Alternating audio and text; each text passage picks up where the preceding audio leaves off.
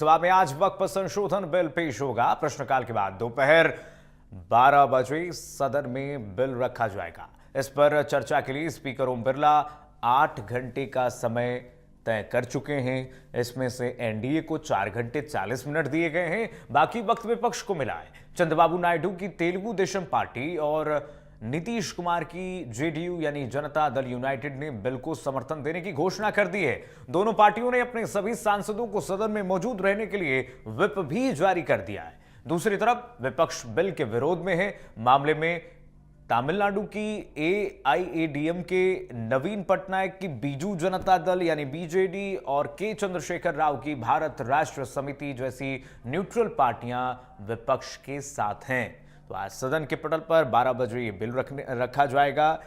किरण रिजिजू इस बिल को रखेंगे। उसके बाद 8 घंटे का समय लोकसभा अध्यक्ष ओम बिरला ने निर्धारित कर दिया है। 4 घंटे इसमें पक्ष को मिला है, जिस पर एनडीए के तमाम सांसद जो है इस पर चर्चा करेंगे। उसके बाद बाकी के समय 4 घंटे जो होंगे वो विपक्ष को दिया गया है। और इस पर आज देखिए क्या कुछ रुख रहने वाला है दोनों पार्टियों की तरफ से, सत्ता पक्ष और विपक्ष की तरफ से, क्योंकि देखिए दोनों पार्टियों सत्ता पक्ष और विपक्ष ने अपने अपने पार्टियों के सांसदों को व्हिप जारी कर दिया है। कल ही व्हिप जारी कर दिया गया था और व्हिप में साफ साफ स्पष्ट रूप से लिख दिया गया है कि सदन के पटल पर सभी सांसदों का रहना अनिवार्य है। सभी सांसद इस दौरान चर्चा के दौरान रहेंगे। जब बिल पारित होगा, जब बिल रखा जाएगा समर्थन में, तो उसके लिए बीजेपी ने अपने पक्ष के सांसदों को व्हिप जारी किया है। और वहीं इसके विरोध में कांग्रेस समेत तमाम पार्टियां, जो समाजवादी पार्टी है और तमाम पार्टियों ने अपने सांसदों को इसके विरोध में जारी कर दिया है व्हिप कि सभी सांसदों को सदन के पटल पर रहना है। तो चंद्रबाबू नायडू और नीतीश कुमार ये दोनों लोग इस वक्त एनडीए के समर्थन में हैं और आज 12 बजे इस बिल को रखा जाएगा। उसके बाद वृहद चर्चा होगी। वृहद चर्चा के बाद क्या कुछ रुख होता है सदन के पटल पर, वो भी आपको दिखाएंगे।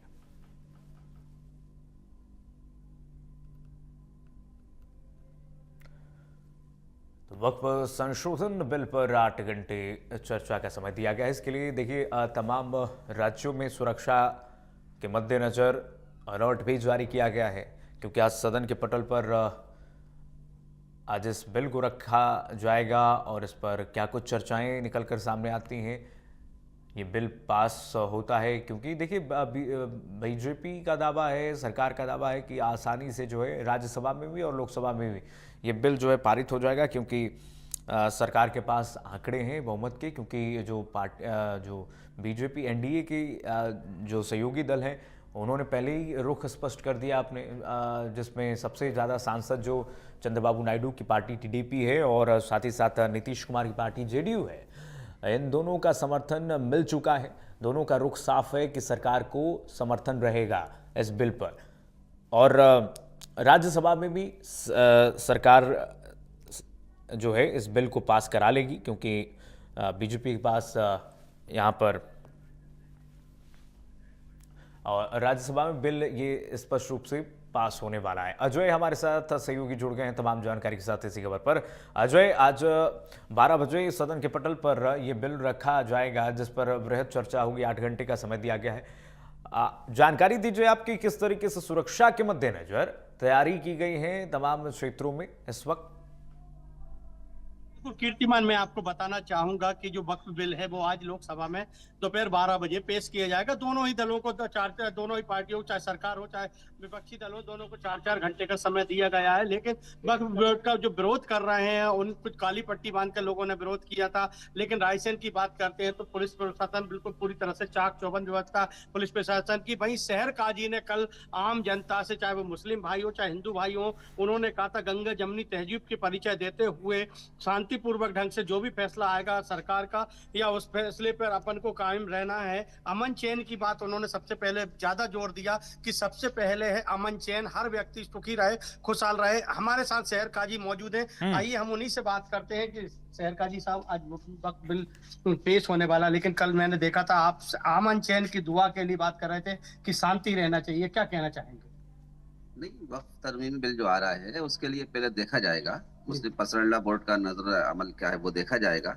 और तरमीमी बिल अगर हमारे हित के खिलाफ होगा तो उसका लाहे अमल तैयार किया जाएगा। ठीक। लेकिन कल आप जैसे अमन चैन की बात करते आए थे कि शांतिपूर्वक ढंग से बिल को आने दीजिए, पहले आप जनता से अपील करते आए थे। लेकिन अगर इसमें बात करते हैं तो जैसे जो आपके पर्सनल लॉ बोर्ड है वो इसका विरोध करता जा रहा है। उनका कहना है कि जो दो गैर मुस्लिम समुदाय के जो 2 सदस्य रखना है बिल में, वो नहीं रखना चाहिए। क्या कहना था? देखिए, असल क्या है, वक्फ जो है एक मुस्लिम कम्युनिटीज का है, सबसे पहली चीज जी। इसको देखिए।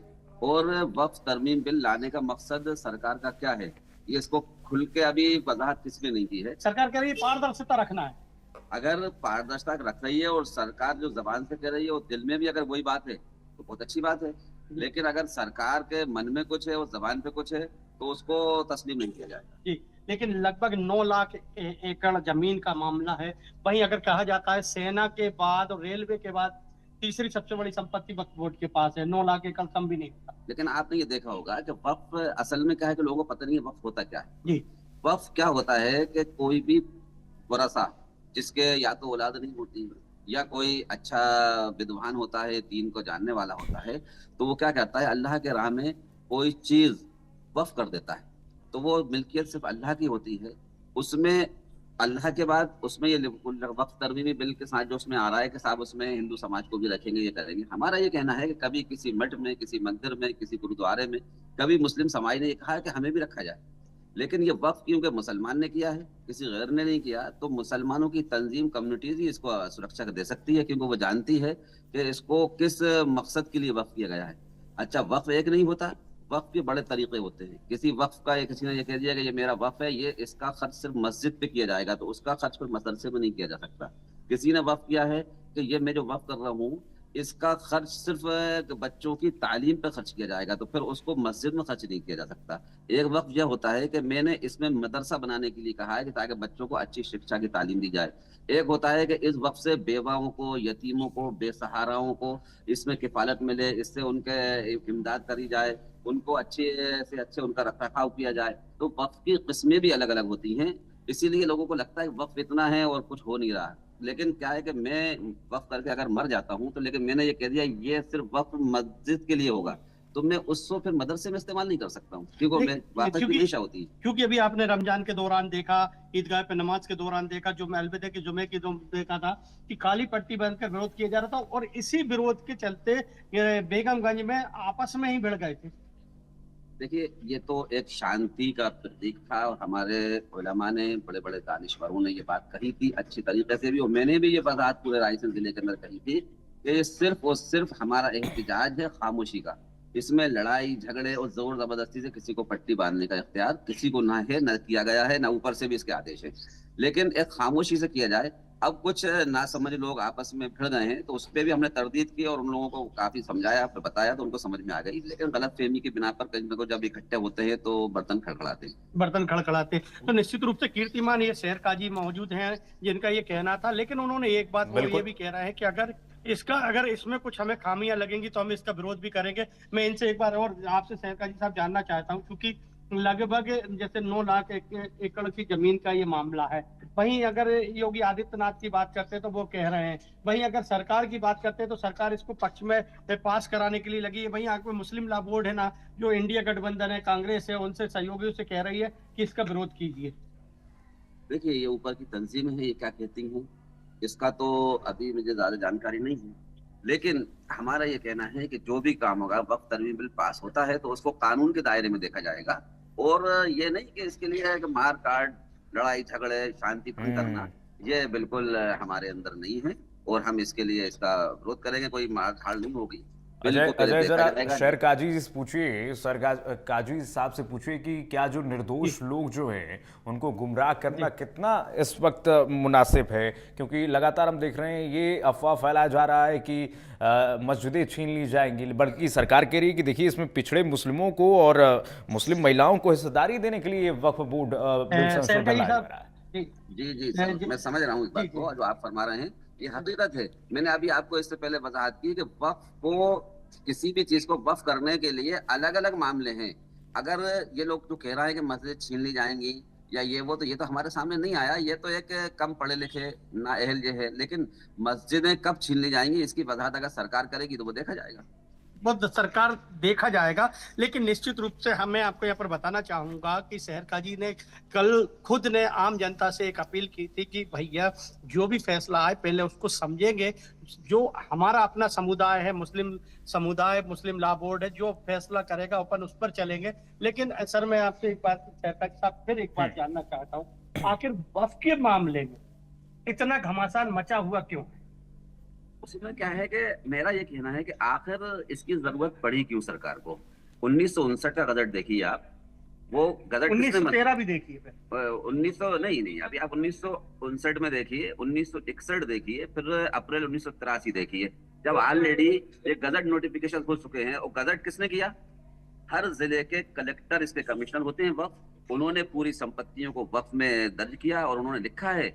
आप 1983 का गजट नोटिफिकेशन रायसेन जिले का निकाल कर पढ़ेंगे। चौरे जी गालिबन उसके कमिश्नर वक्फ रहे थे, कलेक्टर थे, तो उन्होंने एक सील लगाई है और मजिस्ट्रेट की हैसियत से सील लगाई है और उसमें लिखा है कि मैंने जिले के अंदर कोई भी संपत्ति मेरी नजर में वक्फ रहने से नहीं छूटी है और जो कुछ है वो यही है, इसके आगे पीछे कोई वक्फ नहीं है। जब ऑलरेडी वो इसको गजट कर चुके हैं तो फिर आगे फिर से उसको रिवाइज करने का क्या मकसद हो रहा है? इसमें कुछ हमें शक शुबा पैदा हो रहा है, बाकी हमें कोई दिक्कत नहीं। फिर 1995 का एक्ट है, 1995 एक्ट में तब्दील लाई जा रही है। मैंने पहले भी कहा, जैसा कि सर में भी बयान किया कि भाई ये गरीबों के लिए, तो उसमें ये देखा जाएगा कि जो वक्फ जो अभी पैदा बनाया गया है उसमें विरासत जो है, वारिसों ने जो वक्फ किया है, डीड बनाई है, वक्फनामा बनाया है, उन्होंने किस पर्पस के लिए वक्फ किया है। पूरी जमीन, पूरी जायदादें गरीबों के लिए वक्फ नहीं की गई है। ये सुन लीजिए, फिर मैं कह रहा हूँ रायसेन की, जैसे मैं बता दूं, मस्जिद पीरजादगान। रायसेन में कितनी जमीन है लगभग? रायसेन में काफी जमीन है। रायसेन की एक मस्जिद पीरजादगान वार्ड नंबर 6-5 में स्थित है, उसकी तकरीबन 48 एकड़ जमीन है ओके। पठारी के ऊपर। लेकिन उसकी डीड ने, जिसने वाकिफ ने वक्फ की है, उसकी डीड है, पूरी लिखा पड़ी है, उसने सिर्फ कहा है इसका पैसा सिर्फ मस्जिद पे खर्च किया जाए। उस जमाने में वक्फ की थी क्योंकि बहुत कम पैसे में खर्च तो हुआ। मैं आपकी भाषा को समझूं तो जिस व्यक्ति ने जो वक्फ किया है, अगर उसने लिखा कि इस पैसे से मस्जिद बनाई जाए तो केवल उस पैसे से मस्जिद बनेगी। उस पैसे का उपयोग मदरसे में नहीं किया जा सकता, उस पैसे का उपयोग आप धर्मशाला या आप मुस्लिम समुदाय के लिए कोई और अन्य चीज में नहीं कर सकते। आप ये कहना चाहते हैं जो व्यक्ति ने जिस चीज के लिए वक्फ किया है वो पैसा उसी चीज में होगा? हमारी शरीयत यही कहती है। दूसरा मैं वक्त बता रहा हूँ, रायसेन दरगाह जी। शरीफ, दरगाह शरीफ के जो 39 एकड़ जमीन की वाइस साहब ने दरगाह में वक्त की है, उसी किफालत में उन्होंने लिखा है कि वहां का जो वक्फ है उसका जो अगराज मकासद होता है वक्फ में, कि किस मकसद के लिए वक्फ की गई है, तो उसमें लिखा हुआ है कि वहां की मेंटेनेंस में, उर्स में आने वाले जायरीन पर खर्च किया जाएगा। तो वो सब पर्पस आ गया उसमें। लेकिन पीरजादगान की वही 48 एकड़ जमीन को वाकिफ ने, जिसकी खुद की भूमि थी, उसने लिखा है कि ये जमीन को सिर्फ मस्जिद पर खर्च किया जाएगा इसका इखराज। एक तीसरी जमीन है 34 एकड़, अशफाक हुसैन साहब ने वक्फ की थी क्योंकि उनकी औलाद नहीं थी, उन्होंने भी करी है बिद्रीस अख्तर के नाम से वक्फ। 34 एकड़ है रतनपुर पे, 34 एकड़ 11 डेसिमल। उसमें उन्होंने लिखा है कि दरगाह शरीफ पर मेरी बेटी के नाम से एक एजुकेशन इदारा बनाया जाए और उससे तालीम दी जाए। तो ये तीनों वक्फ रायसेन में ही है, मौजूद है, वो अलग अलग है, तो तीनों का एक में आप मर्ज नहीं कर सकते। ये हमारी शरीयत कुरान के खिलाफ, ये हमारी शरीयत कुरान के खिलाफ है, ये कहना है बिल्कुल शहर काजी अजय, का कीर्ति। यही अपेक्षा भी है आज पूरे देश की कि जिस तरीके से शहर काजी साहब कह रहे हैं कि सौहार्द तरीके से इस फैसले का स्वागत किया जाना चाहिए, और यही अपील इंडिया न्यूज़ भी कर रहा है कि सौहार्दपूर्ण तरीके से पूरा वातावरण होना चाहिए। अजय, बहुत शुक्रिया तमाम जानकारी साझा करने के लिए। और इसी खबर पर हमारे साथ अब महू से हमारे सहयोगी जुड़ रहे हैं, राजेंद्र जुड़ रहे हैं तमाम जानकारी के साथ इसी खबर पर। राजेंद्र, क्या महू की सुरक्षा व्यवस्था इस वक्त और किस तरीके से तैयारियां की गई प्रशासन की तरफ से, बिल को लेकर के क्या राय है लोगों की? जी बिल्कुल, मैं बता दूं आपको, महू के अंदर पुलिस प्रशासन की सुरक्षा माकूल इंतजाम किए गए हैं। चौक-चौराहे पर पुलिस प्रशासन यहाँ पर मौजूद है। आप देख सकते हैं मेरे ठीक पीछे पुलिस प्रशासन यहाँ पर बिल्कुल नजरें जमाए हुए हैं। किसी प्रकार का कोई भी स्थिति से निपटने के लिए पूरी पुलिस व्यवस्था चाक चौबंद है। और यहाँ हम कुछ लोगों से भी बात करने की कोशिश करते हैं कि आखिरकार क्या माहौल है और क्या लोगों की प्रतिक्रिया है कि इस बिल को लेकर। आइए, हमारे साथ कुछ लोग मौजूद हैं। सर ये जो वक्फा बोर्ड का जो बिल पास हो रहा है इसको लेकर क्या कहेंगे आप, क्या सही है कि नहीं?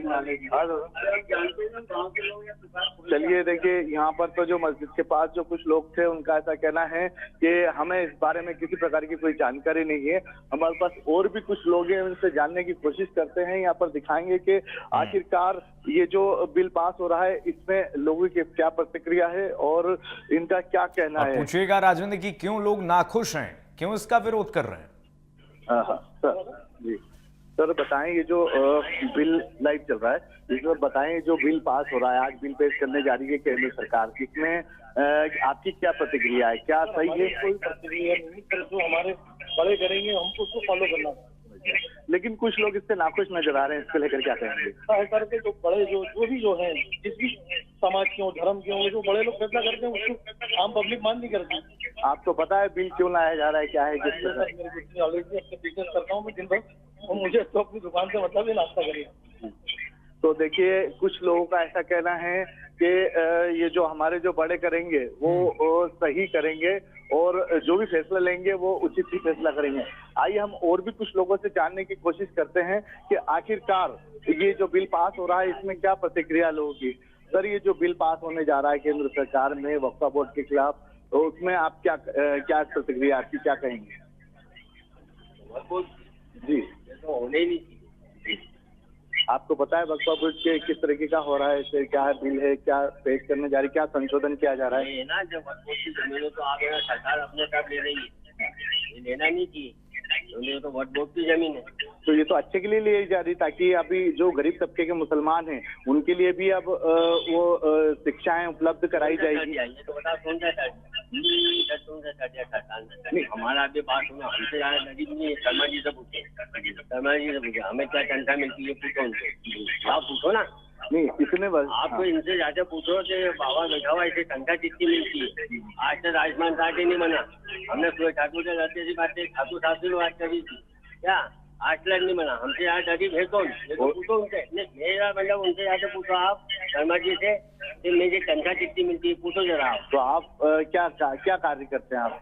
जितनी साफ सफाई करते हैं 5,500 वक्फ बोर्ड की तरफ से आज हमारे घर वाली तबियत साहब हमारे पास आयुष्मान कार्ड ही नहीं है। तो गरीबों को जब तुम नहीं देखो, जिनके पास बड़ी बड़ी बिल्डिंग है उनके पास आयुष्मान कार्ड है और हमारे को बोलती है ना देश की कंटिन्यू होना चाहिए। बताओ आप हिंदुस्तान में किसके पास देश की कंटिन्यू है, ये बताओ ना, किसके पास नहीं है। कुल मिला के आप इससे नाखुश है ना, हमारे लिए करा ही क्या। चलिए राजेंद्र पूछिए जरा इनसे कि वक्फ क्या होता है। नाखुश तो हैं आप, वक्फ होता क्या, थोड़ा इसके बारे में जानकारी दीजिए, बताइए। नहीं नाखुश है, वक्फ बोर्ड होता है क्या आपको पता है?